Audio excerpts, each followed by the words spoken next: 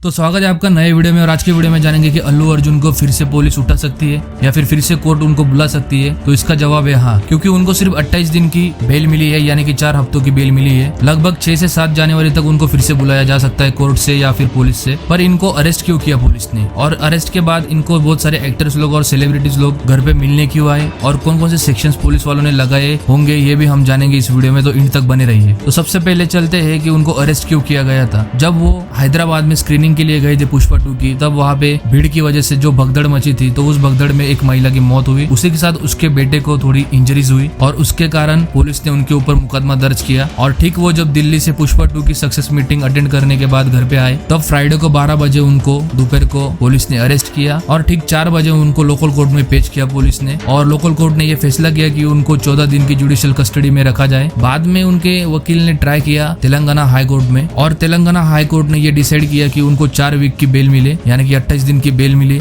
लगभग 6 से 7 जनवरी को उनको फिर से बुलाया जा सकता है। तो वो सैटरडे मॉर्निंग को अपने घर पे आए, और घर पे आने के बाद वो अपने फैमिली से मिले। और फिर संडे को वो बहुत सारे सेलिब्रिटीज और सुपरस्टार से मिले। उसमें बहुत सारे सेलिब्रिटीज और सुपरस्टार थे, जैसे कि आप वीडियो में देख सकते हो। उन्होंने खुद एडमिट किया कि ये जो हादसा हुआ है वो एक्सीडेंटली हुआ था, इसमें किसी का भी कोई भी दोष नहीं है। और उन्होंने कंपनसेशन के तौर पे फैमिली वालों को कुछ पैसे भी दिए। और अल्लू अर्जुन ये कहते हैं कि प्रेस कॉन्फ्रेंस में कि मैं बहुत सालों से उस जगह पे जाता हूँ और वो स्केड्यूल नहीं रहता, और इस अनस्केड्यूल की वजह से ही पुलिस ने उनके ऊपर मुकदमा दर्ज किया कि जो भी सुपरस्टार रहे उन्होंने शेड्यूल करना चाहिए, मैनेजमेंट को बताना चाहिए ताकि क्राउड कंट्रोल हो पाए। पर ये सब ना होने के कारण पुलिस ने उनके ऊपर मुकदमा दर्ज किया और कोर्ट में पेश किया उनको। और बड़े बड़े सेलिब्रिटीज और एक्टर्स इनसे इसलिए मिलने आए क्योंकि उनको थोड़ा मोटिवेट और थोड़ा सहारा दिया जाए, इसलिए वो आए। और अल्लू अर्जुन देख सकते हैं वीडियो में कि कितने खुश थे। जो इंडस्ट्री उनको बहुत ही सपोर्ट करती है और ऑडियंस भी बहुत सपोर्ट करती है। तो कभी भी कोई भी सुपरस्टार होगा या फिर यहाँ पे जो वीडियो देख रहे हैं वो आगे जाके कोई सुपरस्टार बने, तो उन्होंने ये बात याद रखनी है कि कभी भी ऐसे